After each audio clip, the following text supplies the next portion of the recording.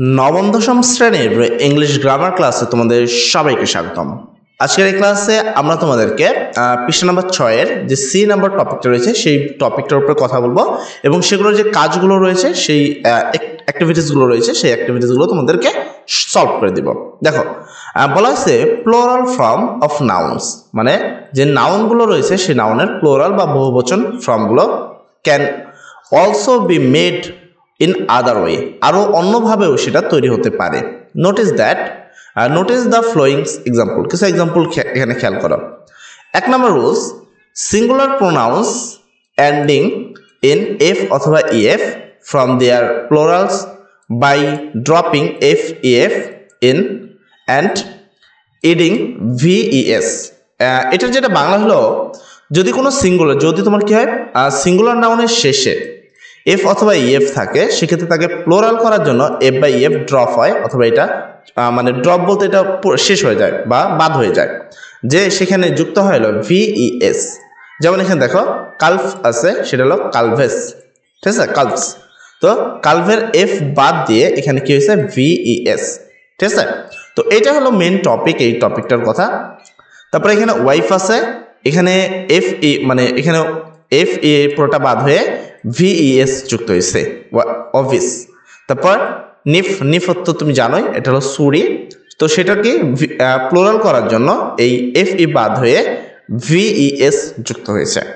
আচ্ছা, নাও এখন write the plural form নিচে অফ দ্য ফ্লোয়িং নাউন, এই যে নাউনগুলো আছে তার প্লোরাল ফর্ম তোমাকে লিখতে বলছে।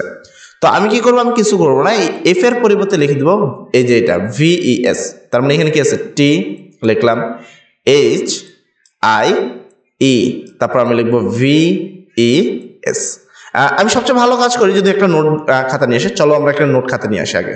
তো এর ফার্স্ট আমি একটা নোট খাতা নিয়ে আসলাম। তো আমরা এখানে শিখতেছি কি নাম্বারস, যেটা আমরা শিখতেছি অ্যাকচুয়ালি পৃষ্ঠা নাম্বার 5-এর। তো আমরা এটা শিখছি নাম্বারস। তো আমি নাম্বার লিখলাম, দেন এটাকে আমরা হেডলাইন দিব যেন আমরা কি টপিকটা শিখতেছি সেই বিষয়টা আমরা ভালোভাবে বুঝতে পারি। তো এটাকে আমরা বোল্ড করে দিব, আন্ডারলাইন করে দিব, ঠিক আছে। তো আমরা নাম্বার শিখতেছি, এবার আমরা সেই প্রশ্নের সমস্যার সমাধান করব। তো আমরা কি কত নম্বর প্রশ্ন আমরা একটু খেয়াল করব, আগে আমরা প্রশ্ন দেখে আসি। এটা হচ্ছে 7 পৃষ্ঠার প্লোরাল ফর্ম। আচ্ছা, তো আমি লিখবো অ্যান্সার দ্য ফ্লোয়িং কোয়েশ্চন 7। তো অ্যান্সার মানে 7 নম্বর পৃষ্ঠার আমি উত্তরটা করব। অ্যান্সার দ্য ফ্লোয়িং কোয়েশ্চন, যত প্রশ্ন উত্তর আছে আমরা কিন্তু সব প্রশ্ন উত্তর করে দেবো এক এক করে, ঠিক আছে। তাই কারো কনফিউশন হওয়ার কোনো প্রয়োজন নেই। পৃষ্ঠা নম্বর 7 না, 7 নম্বর প্রশ্ন উত্তর করে দিচ্ছে। আচ্ছা, দেন আমরা এক এক করে উত্তর আসে একটু জুম করে নিব জাস্ট নিজের সুবিধার্থে, ঠিক আছে, যেন কোনো প্রবলেম না হয়, বুঝতে কোনো সমস্যা না হয়, তাই জন্য জুম করে নিব।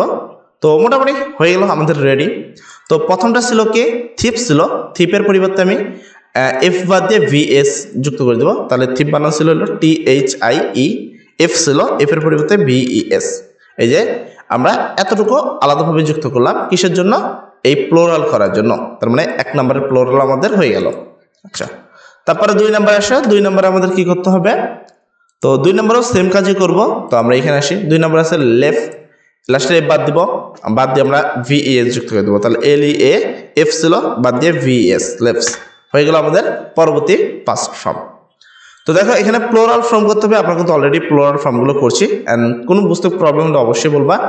তারপর হলো উফ আছে, উলফের আমরা কি করবো, লাস্টের এফ আছে, তো এফ এর পরিবর্তে আমরা কি লিখবো, WOL, এফ আসছিল, তার পরিবর্তে আমরা ভিএস লাগিয়ে দেবো, উলফ হয়ে গেল আমাদের। এইটাও কি হয়ে গেল, প্লোরাল ফর্ম হয়ে গেল।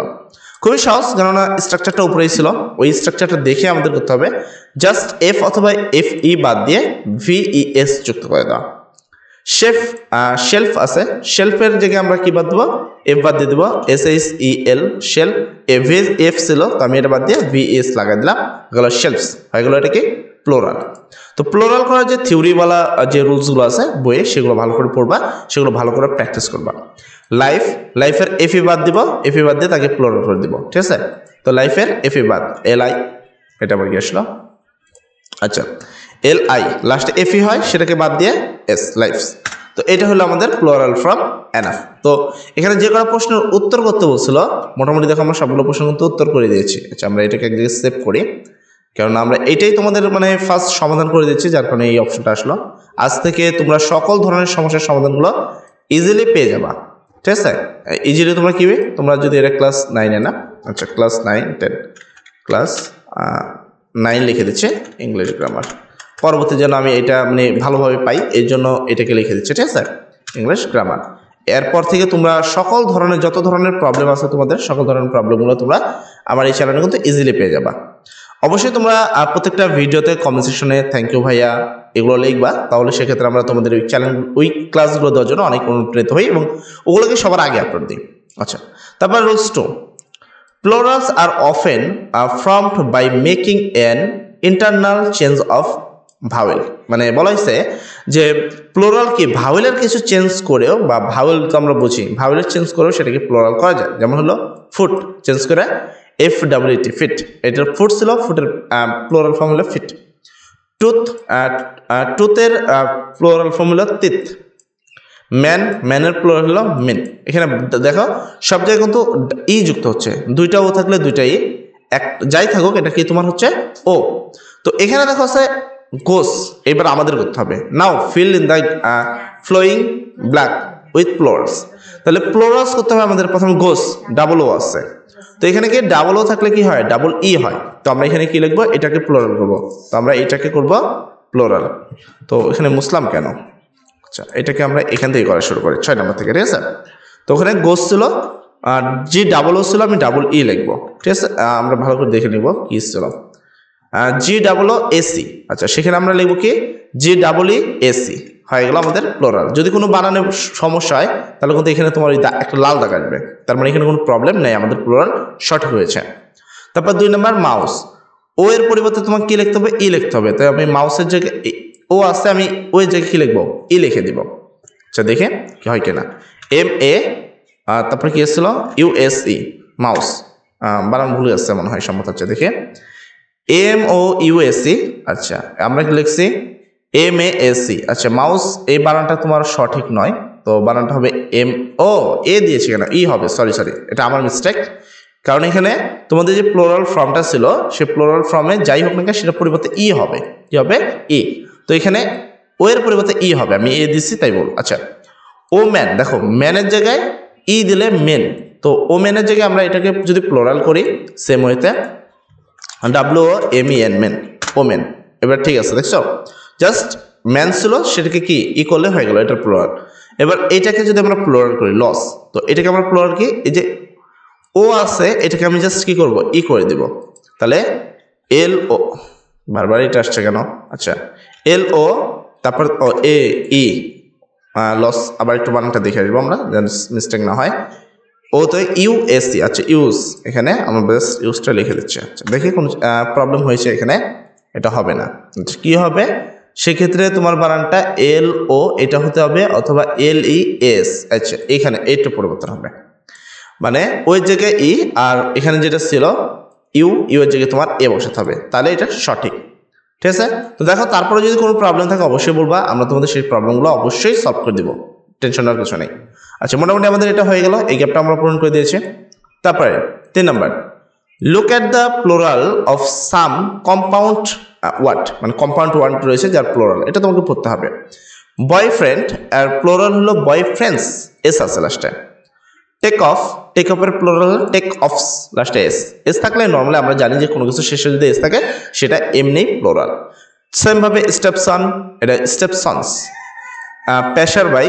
তো পেশার্স বাই লুকার অফ এখানে হলো lookers of on runner up runners up father in law fathers in law man of way men of way তো এটা তোমরা একটু ভালো করে দেখবা যেহেতু এইগুলো তোমাদের আছে এগুলো ভালো করে পড়তে হবে তারপরে তোমাদের এটা নাও এন্ডিং ইন IS সেটা পরিবর্তে ES লিখতে হবে IS এর পরিবর্তে ES লিখলে সেটা প্লুরাল হয় যেমন দিস এটার পরিবর্তে দিসেস ক্রিসেসের জায়গায় ক্রিসেস ব্যাসিসের পরে ব্যাসেস ডাইনোসিসের পরিবর্তে ডাইনোসেস তারপর সিনোপসিস তো সিনোপসিস তো এগুলো প্লুরাল কি খুব ইজিতে হয় IS এর পরিবর্তে ES লিখলেই তোমাদের কি হয়ে যায় সেটা কভার হয়ে যায় আচ্ছা তারপরে পৃষ্ঠা number 8 D number number in applicable not only for nouns but also pronounce. বলা হয়েছে নাম্বার যেটা আসছে শুধুমাত্র যে সেটা নাউনের জন্যই হয় শুধু তাই নয়, কি বাট অলসো কি প্রোনাউনের ক্ষেত্রেও সেটা হয়ে থাকে, মানে নাউন প্রোনাউন ক্ষেত্রে দুইটার ক্ষেত্রে নাম্বার হয়ে থাকে। ভার্বস অ্যান্ড ডিটারমিনেটিভস মানে ভার্ব এবং ডিটারমিনেটসের ক্ষেত্রেও নাম্বার হয়ে থাকে। Read the following passage and notice the underline word, মানে নিচে একটা প্যাসেজ আছে এটা পড়তে হবে এবং নোটিস করতে হবে। তো আজকের ক্লাসে আমরা 7 পৃষ্ঠা পর্যন্ত রাখবো, আগামী ক্লাসে 8 পৃষ্ঠা করবো এবং 8 পৃষ্ঠা যে কাজগুলো রয়েছে সেই কাজগুলো সমাধান করে দেবেন ইনশাআল্লাহ। তো সবাই ভালো থাকো, সবার জন্য দোয়া করি। আসসালামু আলাইকুম।